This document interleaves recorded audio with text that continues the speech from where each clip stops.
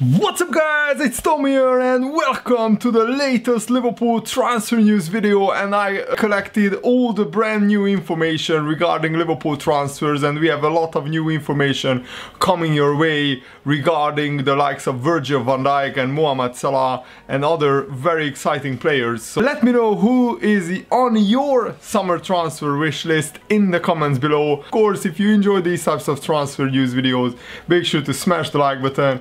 And you know, Liverpool already signed Dominic Solanke. I already made a video about that earlier today. But today's big news is that Liverpool received a big boost in terms of we are now a lot closer to signing Virgil van Dijk, according to reports coming from the Mirror, and particularly John Cross, who said that Van Dijk is attracted by the proposition of playing for Jurgen Klopp, and Liverpool are actually willing to pay Van Dijk £200,000 a week, which would put Van Dijk as the highest paid player in the current squad. But I think we need to offer him big wages if we really want to get him. John Cross writes, Liverpool, Chelsea, Arsenal and Man City are locked in a four-way battle for Van Dijk. It is understood that Liverpool have a genuine chance of doing a deal because Van Dijk is attracted by the proposition of playing for Klopp,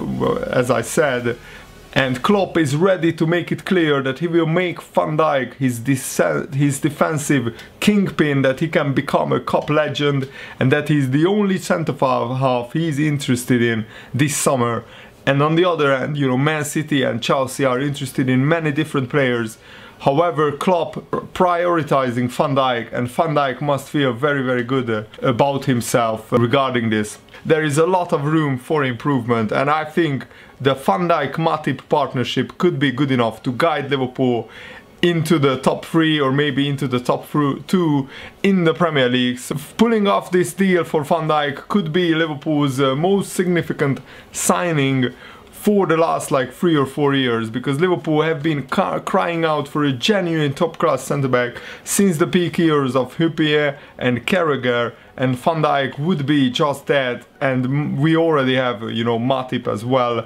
So of course it's going to be very difficult to sign Van Dijk because Man City need a new defender, Chelsea are in for him as well, and maybe Man United as well, but mainly Chelsea and Man City also want Van Dijk. So I think the biggest, you know, attraction for Van Dijk could be that at Anfield he could become a cup hero, a Liverpool legend, if he stays at Anfield for the next 5, 6, 7 years and wins trophies with Liverpool. The fans will adore him, and also Jurgen Klopp is, you know, building a team, and Van Dijk could be a major player. On the other hand, you know, at Chelsea he would be just one of many superstars, and he might not even, play every game. But at Liverpool, if he's fit, he would start, no question. And I think at Man City as well. So let's see who Van Dijk chooses. And a very interesting news that Mohamed Salah's agent just followed Liverpool FC on Twitter, and also he showed a picture of his boarding pass to England, to London. Actually it's British. He shared a picture on his I think it was his Instagram. The Mohamed Salah's agent, who is called Rami Abbas, started liking Liverpool on Twitter before uploading tickets of his plane journey to London. And of course we know that Liverpool have offices in London, so this is a very interesting development. And Mohamed Salah had an outstanding season for Roma. He scored 19 goals and got something like 15 assists as well. But you know, you shouldn't jump to conclusions, because for example Memphis Depay followed Liverpool and liked Liverpool on Instagram before joining Man United. Alex Teixeira told the world in an interview that he adored Liverpool before moving to China.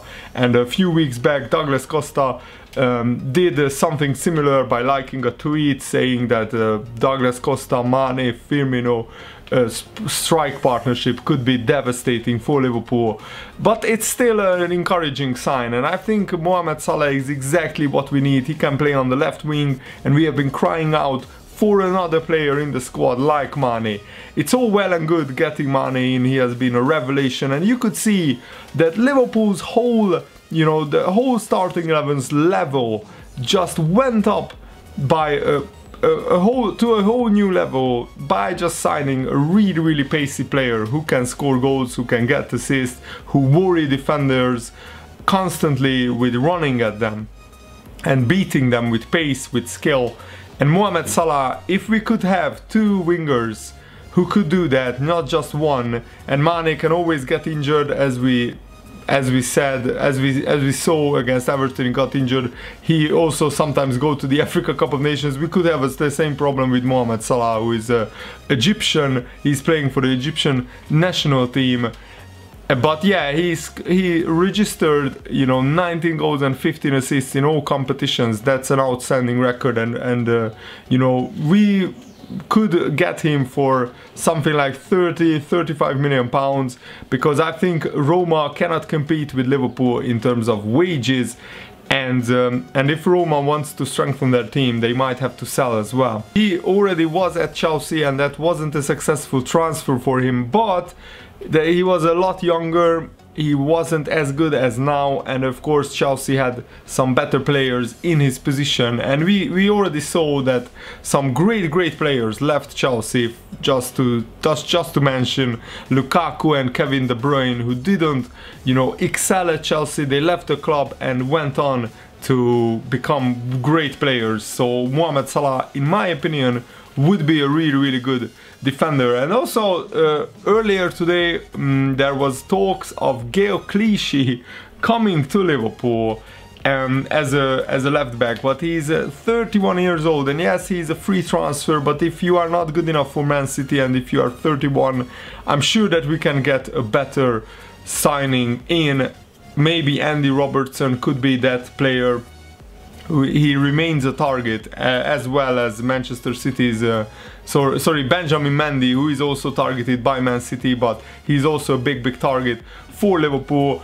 Gael Clichy, I wouldn't be like very disappointed if we sign him, but I think Liverpool can do better.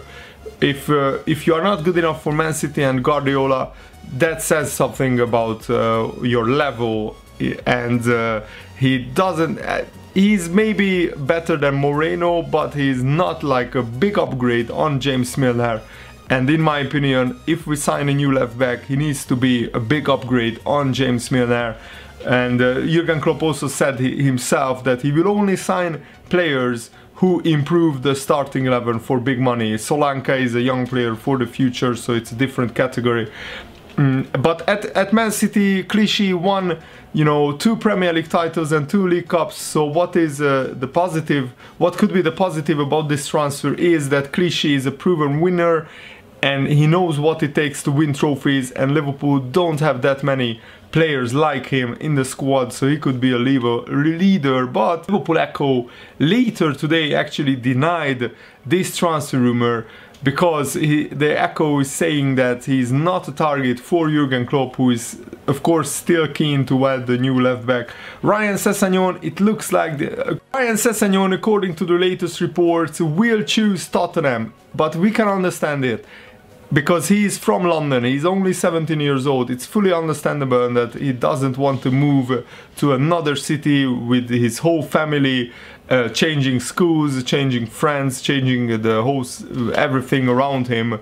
And Tottenham also has a good record of developing young players, so I don't think Liverpool are actually, you know, at fault for not signing Ryan Sessegnon.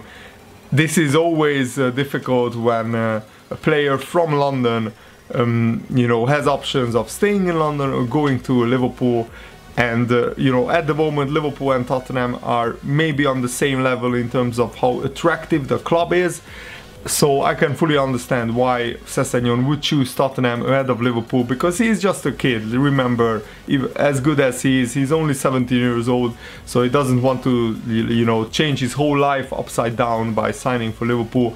A very interesting development, Emil Forsberg, who is a very good player. He plays for RB Leipzig. He got 19 assists as a winger. He's from Sweden, and his agent actually has opened the door for Forsberg to actually leave the club.